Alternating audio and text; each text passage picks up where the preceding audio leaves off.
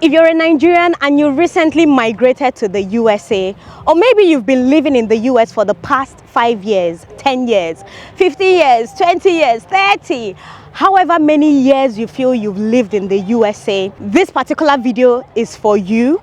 And this is a call to action video, a call for you to come back home, a call for you to move back to Africa, a call for you to retire in Africa, and a call for you to invest in Africa today. And I would really appreciate for you to watch to the end of this video, for you to know the reasons why in 2025 you should be thinking of home, you should be thinking of Africa, you should be thinking of your retirement, no matter how recently you've moved. While we Nigerians are leaving Nigeria in droves to the USA to supposedly build the American dream, Westerners are moving to Africa, are investing in Africa. So in today's video, I will be sharing with you guys why it's a terrible idea to move to the USA in 2025. And if you are already in the USA or you've been living in the USA for years now and you don't know what's happening, this particular video will somewhat give you an insight on what to do and how to plan your life.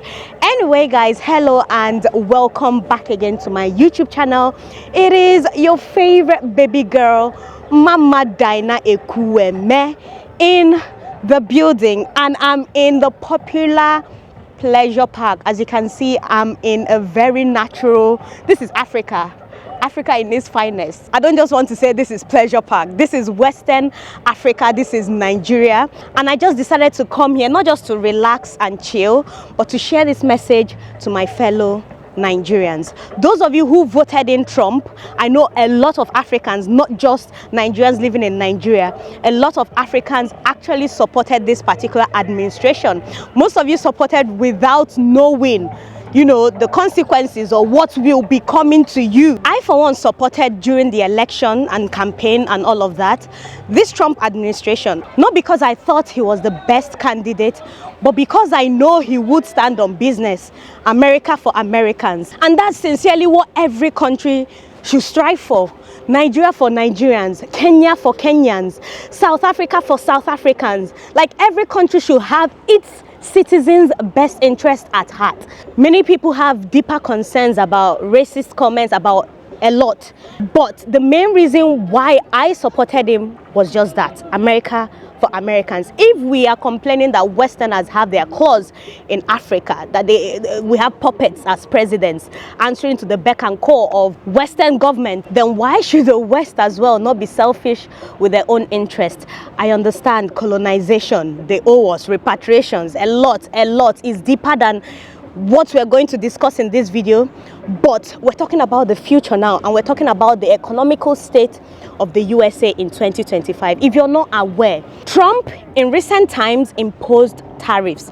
I know most of you do not follow these things like that, or for those of you who are following, most of you understand, most of you do not. But I'm just going to highlight some of the things that have happened in the past 3 to 4 months this year by this administration.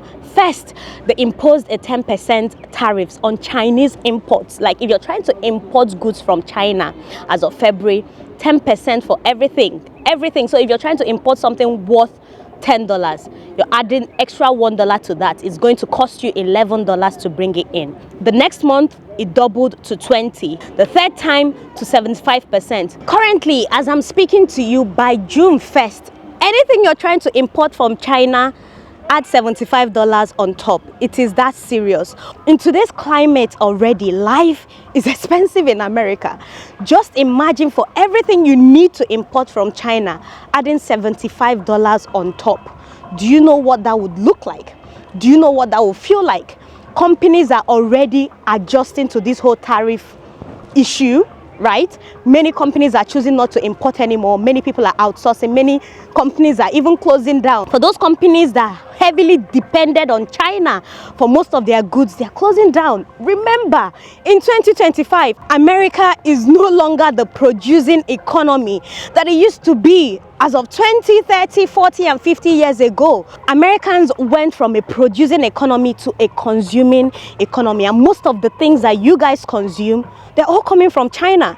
The phone you use, the iPhones, they're all made in China. Yes, you can argue that they are designed in the US, but they are made in China. The clothes you wear, the bags you carry, your children's toys, everything is literally made in China. And a lot of Americans are yet to grasp the power is already changing hands, right? The reign of America, the time when everybody will answer to the beck and call of the USA, that time is gone. Power is shifting to the global south, and many Americans are still living in that delusion of the American dream. The American dream of the early 90s and right now is not the same. With the whole trade war between the USA and China, China responded. They slapped a 125% tariffs on any shipment from America on the Chinese people. It's aura for aura in 2025. The Western hegemony is slowly shredding, and many people are yet to. I feel like Africans were the last. We're always the last to see. We're always the last to queue up. We're always the last to understand what's going on. Since the tariff war between the USA and China began, go on TikTok, see for yourself. A lot of things were exposed. All the designer bags, all the luxury bags by the popular luxury brands in America that you've been wearing.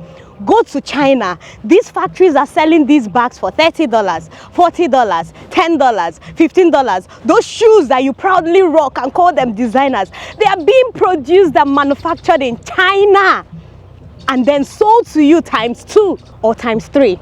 Everyone is leaving the West behind. I mean the global South. When I talk about the global South, I mean Africa, Latin America, Oceania, Asia. We're all leaving America behind. So where do you want to be? Ask yourself, in the next 20 years, 30 years, where do you want to position yourself? Do you want to position yourself in a rat race economy, or do you want to live in an economy where you don't need to be calculating and budgeting your life, basically? Cost of living. Where do you want to position yourself or your children few years from now? The USA has long enjoyed the American dream and the luxuries of the dollar being the reserve currency of the whole world, right? At the expense of the rest of the world. The wars, the pillaging, the military, like it's a whole lot to uncover. And I feel like the rest of the world is tired of the US being a bully. The rest of the world is tired of, answering to the beck and call of the US. Everyone is choosing to do what's best for their economy. If China feels like the USA, which majority of its citizens are their biggest patronizers, they're imposing tariffs or whatsoever and doing the most, then they change hands. And when they change hands, where are they going to? They're going to Asia. They're coming to Africa to invest. Look at the developments in Africa by Chinese industries. Take a look at them. It's gradual, it's a gradual process, but in the next 20, 30 years, a lot of people, a lot of economies will be investing in Africa. A lot of American millionaires, British millionaires, French millionaires, they're all leaving their countries, living in droves to Colombia, to Mexico, to Thailand, to Tanzania, to South Africa. Most of them are moving to the global South. So if all these people that you're running to their countries to go and develop their countries, to go and give all that you've learned, all that Africa has taught you, all that Africa has invested in you, I know is in search of a better life. If you're going to their economies to develop their economies, and they themselves, I mean the upper echelons, majority of them are living in droves to the global South, to Africa where you're running from, then make it make sense. Why are you still invested in the USA in 2025? Why do you see a future in 2025? I mean, personally, I cannot tell you where to live, where to go, who to talk to. At the end of the day, you are African. I need you to understand that. Even if you're a second generation migrant, third generation, fourth, fifth generation, at the end of the day, if this is your skin tone, as a black person living in America, you need to go read up about the Windrush scandal that happened in Britain, right? Something about us is if we don't learn from history, I think there's an adage that goes like that. If you don't learn from history, you are doomed to repeat it. The question now is, so what do you want us to do?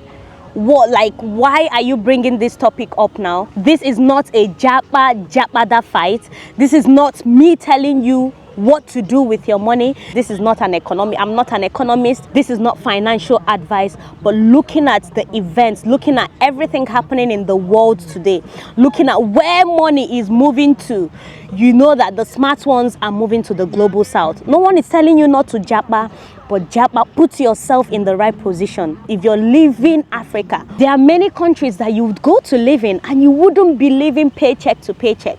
You wouldn't be living in anxiety. You wouldn't be depressed. You wouldn't be discussing the weather. You wouldn't be talking about a whole lot of things, bills, or it being a materialistic society, or nobody knowing each other, nobody talking to each other, it being so individualistic. There are so many countries you can move to, and 20 years from now you will be proud of investing and moving to those countries. And this is absolutely not a call that you must move back to Nigeria, because I know that there are people who despise Nigeria so much that they have a lot, maybe based on personal experiences or all the things happening, economic hurdles and all of that happening with the government. I know a lot of people left this country because of something that they looked at and they were like, no, I don't see myself, I don't see my children surviving here. Africa is much more bigger than Nigeria.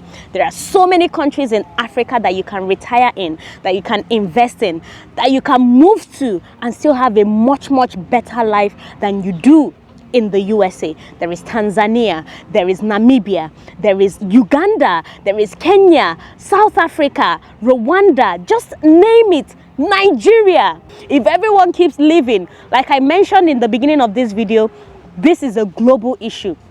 Cost of living crisis is a global issue. It's worse in some areas and it's better in some areas, but at the end of the day, you need to position yourself.